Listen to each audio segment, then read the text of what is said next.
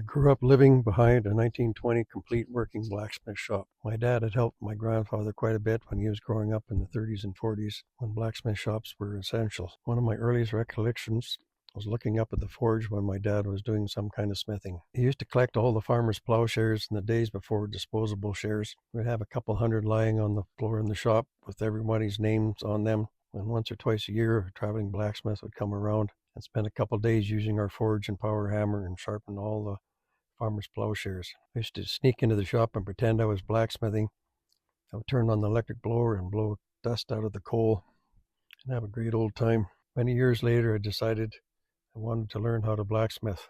The shop was long gone, and my grandfather's 250-pound anvil was still in the family. I went down to southern Illinois to take a blacksmithing course. Came back to Alberta, where I started collecting all kinds of blacksmithing equipment and trying to start a business. Years later, by coincidence, I had talked to a guy who worked at a historic ranch in the Caribou in BC. They were looking for a blacksmith. I applied to the ranch on the basis that I could let people hit hot steel, and I developed a system where people would come in and I would hand forge a square nail, and then I would make everyone else make one. I would hold the steel and make sure things were safe, and they would go home with their own hand forged nail. I've personally made probably 200,000 nails. I spent 10 years working in that forge with all kinds of people from all over the world coming in. One of the greatest things was that I got to talk to many retired blacksmiths from the old days when if you knew how to make the best axe, you didn't tell the blacksmith down the road how to do it. It was a very secretive profession where a lot of things died with the smiths. One of the neatest things I found out was talking to a guy that was in a blacksmith shop when he was 8 years old, which would have been in the late 1800s. When steel is ready for hardening, it turns non-magnetic.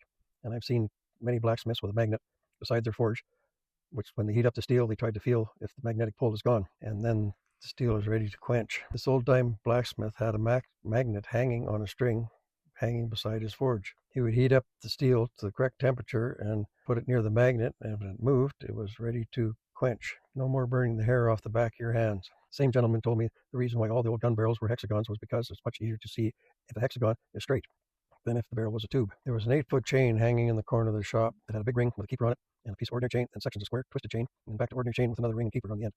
It was obviously built for something very specific, and I had no idea what it could have been. This guy came in and was probably one of the only people alive that knew it was actually hung under the freight wagons. When you're going down a hill in slippery conditions with a heavy load, you would throw the twisted links around your back inside tire, so it would drag that wheel down the hill and keep you from running over the horses.